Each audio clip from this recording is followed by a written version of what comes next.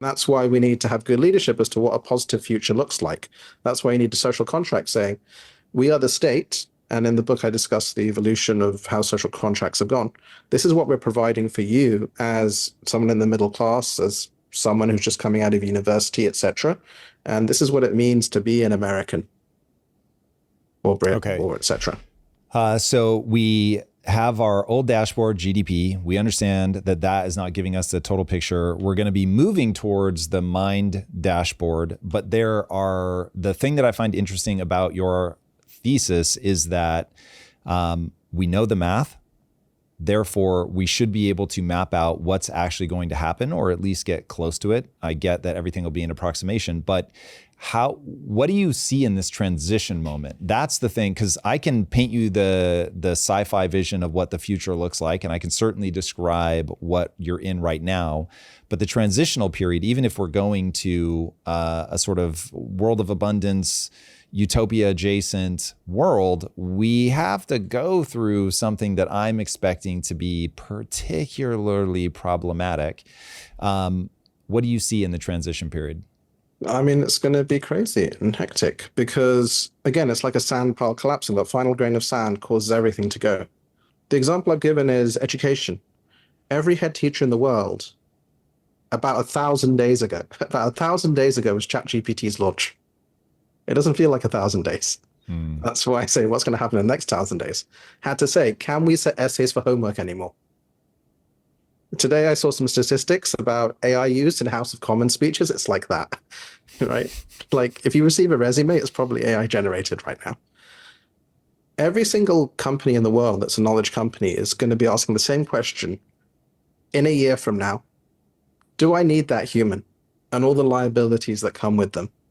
When I can hire an AI at pennies that never complains, that gets the work done at a better level than the human.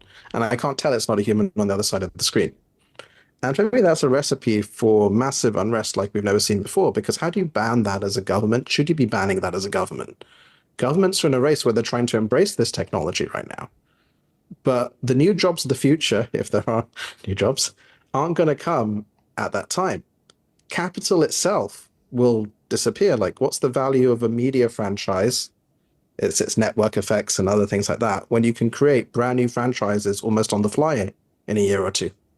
What's the value of a New York taxi medallion when you have Teslas auto driving for a few dollars, you know?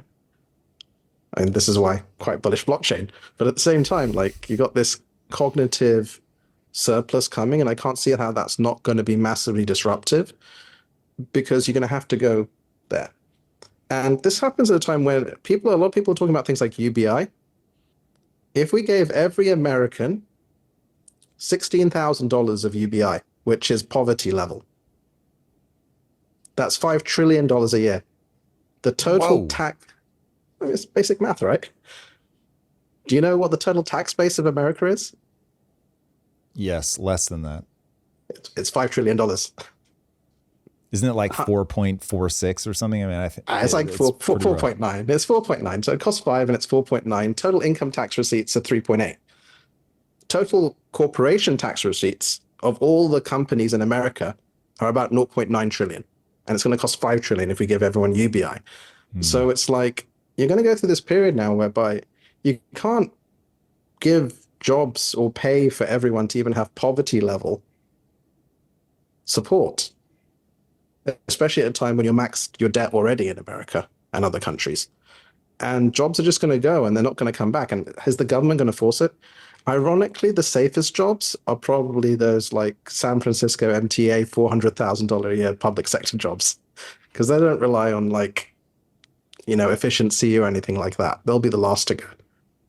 But I don't see how it's not going to be incredibly messy. And so the question is, how do we coordinate through that? How do we build new economic systems to increase people's network diversity, their capability, etc.? Which is why I give some suggestions around what to do on that. Okay, let me ask point blank. Do you think capitalism survives the AI transition? No. I mean, what's the definition of capitalism?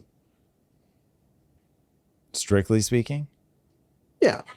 I can give you a colloquial definition: the Yeah, aggregation of capital to build something that is a self-sustaining economic engine. Yeah.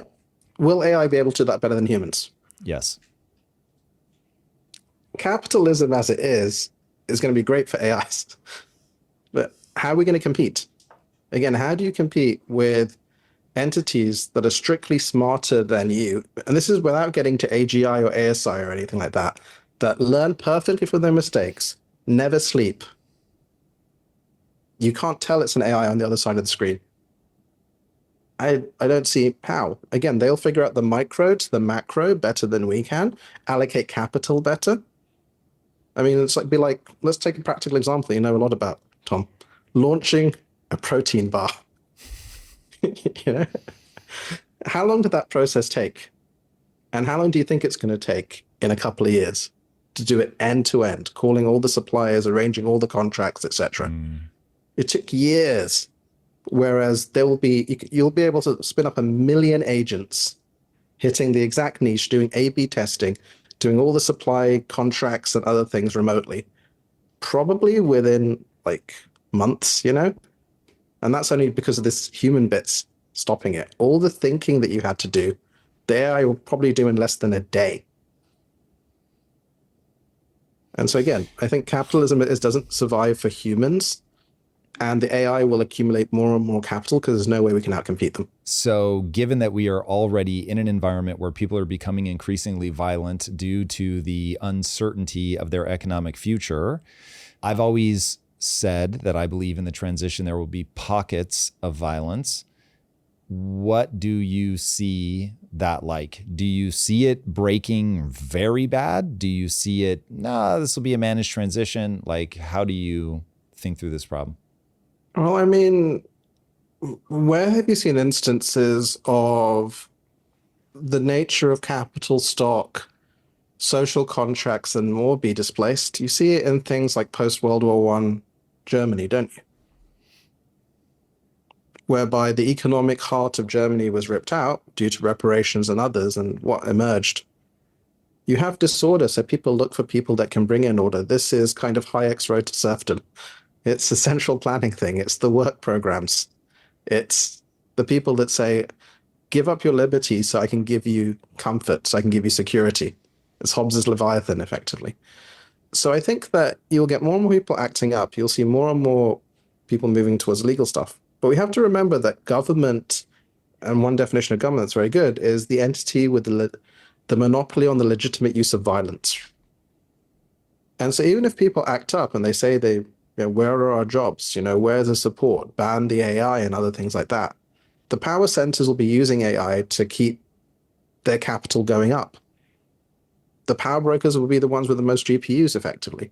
And that's going to cause a big disconnect in society because a private company, particularly someone like America, isn't obligated to hire anyone.